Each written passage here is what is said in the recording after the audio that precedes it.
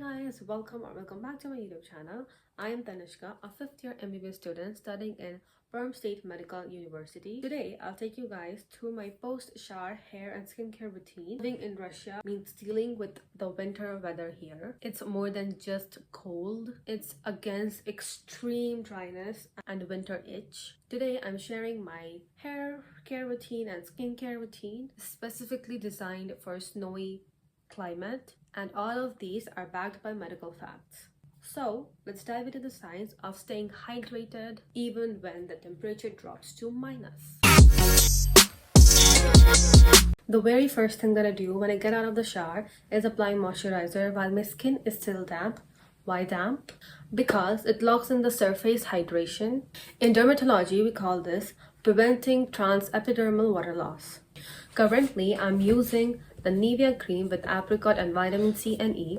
Interestingly, I prefer buying the Russian Nivea over the Indian one, as the formulations here are specifically designed for this climate. They are thicker and more occlusive to handle the dry, freezing air. If I'm heading to class immediately, I use this lightweight cream, but if I'm staying at home, I switch to the body oils. Oils create a superior barrier that strengthens the skin's natural resilience, provide superior and long-lasting hydration by creating an occlusive barrier that prevents the water loss. It makes them an ideal for dry skin, especially like mine. It's also rich in fatty acids, so it strengthens the skin's natural barrier, enhancing the resilience and softness.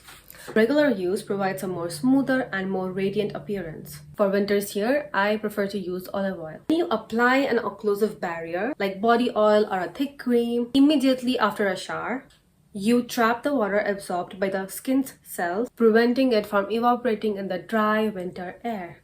Next up, we have hair serums. I apply hair serum to the length of my hair while it's damp but not dripping wet. You want to towel dry gently first. The serum does two things. It locks in the moisture and acts as a heat protectant. Even if you're not using a straightener or a curler, the hot air from your blow dryer can damage your hair, so never ever skip this layer on your hair.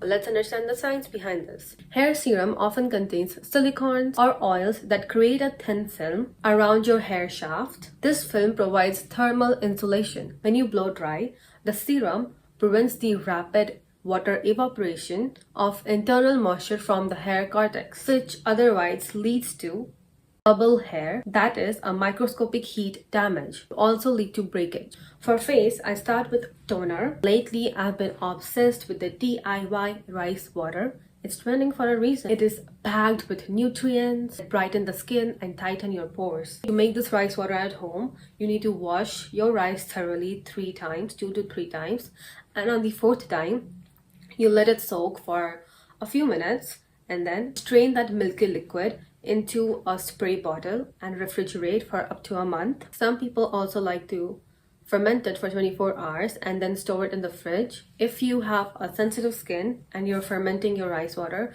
make sure to do a patch test first. If I'm not using rice water, then I switch to rose water. This is a classic for balancing pH and calming inflammation. Let me tell you the medical perspective of using rice water as your toner. Rice water contains inositol, ferulic acid, and allantoin. Inositol is a carbohydrate that acts as a moisture-retaining shield, continuing to work even after rinsing. Ferulic acid is a potent antioxidant that neutralizes free radicals and stabilizes other vitamins, C and E. Allantoin is a soothing agent that stimulates fibroblasts to produce collagen and promotes the shedding of dead cells. Fermenting this helps to drop the pH to 5.5, which matches your skin's natural acid mantle to maintain a healthy microbiome. Because I struggle with acne scars, my dermatologist has me on the rotation of Tretinoin or Adapalene gel. These both are the dermatological gold standards ingredients that increases the cell turnover and boost collagen. They work by binding the nuclear retinoic acid receptors to accelerate cell mitosis. This pushes newer, healthier skin cells to the surface faster and stimulates type 3 pro-collagen synthesis, which is why they effectively fade acne scars over 3 to 6 months. A word of caution: if you live in a tropical country like India, never ever apply tretinoin in daytime. It breaks down in sunlight and can irritate your skin. However, since I am indoors and in Russia where the sun doesn't show up until 9 or 10 a.m., and just remember, these take at least up to 3 to 6 months to actually start showing any result. Consistency is everything in medicine and skincare. I finished my face with moisturizer. For moisturizer, I use Jojoba Oil. It's non-comedogenic, which means it won't clog pores, and it also mimics our natural sebum. Its chemical structure is almost identical to human sebum, which is 25% wax esters. This allows it to trick your sebaceous glands into sensing sufficient oil, which signals them to down-regulate the oil production, making it ideal for balancing acne-prone skin. Just 2 to 3 drops are enough to seal everything in. The most important thing while applying oil to your face or your body is that you need to rub it to warm the oil up for better absorption.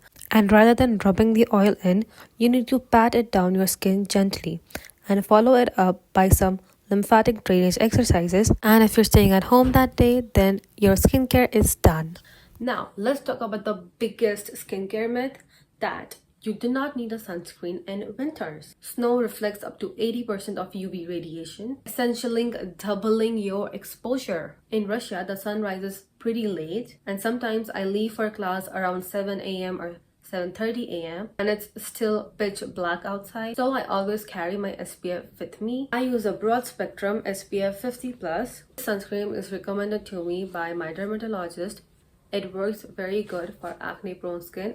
If the sun isn't out when I leave my house, I apply it during my break in class, so I'm protected when I walk out of my lecture. You have to understand that snow has a high albedo, which means it reflects up to 80 to 90% of UV radiation. In snowy environments like Russia, you receive a double dose of UV directly from the sun, then reflected off the ground. Even if the UV index is low, this concentrated reflection can cause photokeratitis, which is snow blindness, and DNA damage, leading to premature aging or even skin cancer. Finally, to finish off my routine, I use a roll-on deodorant. I prefer roll-ons over sprays because they last longer and the formula is more concentrated. The one I use is Nivea roll-on. It is alcohol-free and has mullety extract, which is very gentle on your skin. Deodorants typically offer more concentrated direct application of antimicrobial agents to the skin, which can provide more effective and long-lasting odor control compared to sprays. Deodorants work by inhibiting the growth of odor-causing bacteria on the skin surface or by creating a more acidic pH.